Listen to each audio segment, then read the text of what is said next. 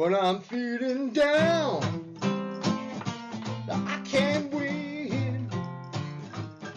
Pour a strong cup of coffee and I tune in.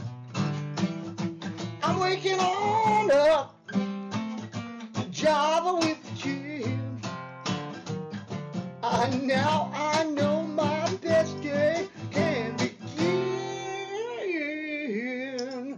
Yeah. Good morning, ladies and gentlemen. Welcome to another exciting episode of Job with the Jims. My name is Jim Meyer, broker associate at Remax Gold. Now you have a friend in the real estate business. We've got my good friend Jim Chong the Wok Star. Now you have a friend in the publicity business, and my attorney buddy Jim Filippi Esquire. I've sent him at least 100 clients. None of them have gone to jail. And author extraordinaire Tony Wade. If you grew up in Solano County, you know who Tony Wade is. He needs no introduction. Felipe, Hey, Jim, before we get started, what's in your cup today? I know we're not going to know. Oh, my coffee is very accountable. It holds itself very accountable, just like the FBI. So, Tony, what are you drinking? I'm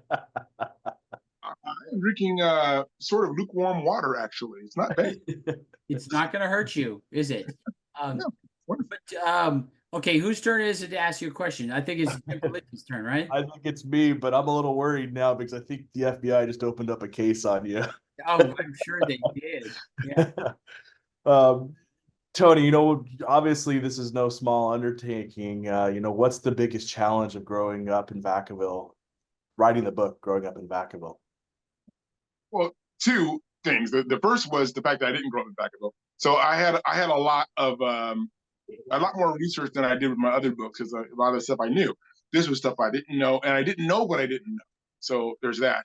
The second thing was that when I was about halfway through with my book, I found out that Richard Rico, the publisher of the Vacaville Reporter and longtime 60-year columnist, was writing a book about Vacaville, and I freaked out. I'm like, oh my God, Richard Rico's writing a book about Vacaville. Who's going to want to read mine? Oh.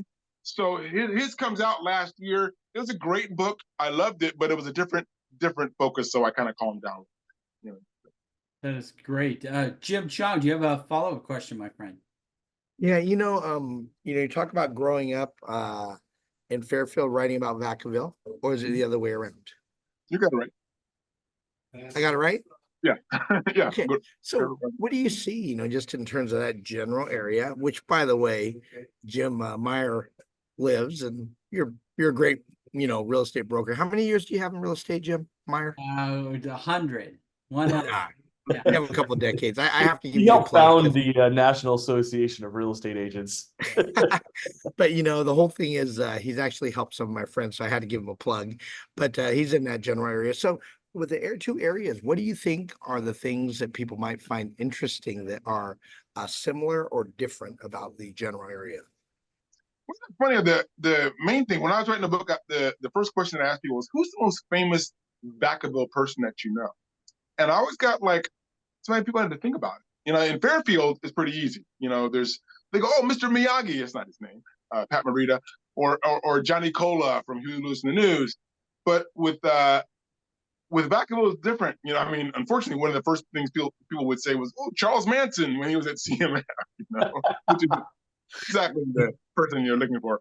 But it was probably Jermaine Dye, who was a MVP in the World Series. So that one thing, but I think there's a wealth of, like I said, of stories that I haven't really been explored. Even things like CMF and basic vegetable products, things like that haven't been pulled together in one book yet, and so they have now. Cool. Okay, Tony, I think we need to have you come back tomorrow. What do you think? Yes, sir. I can absolutely do that. Yes. Argue with me. All right.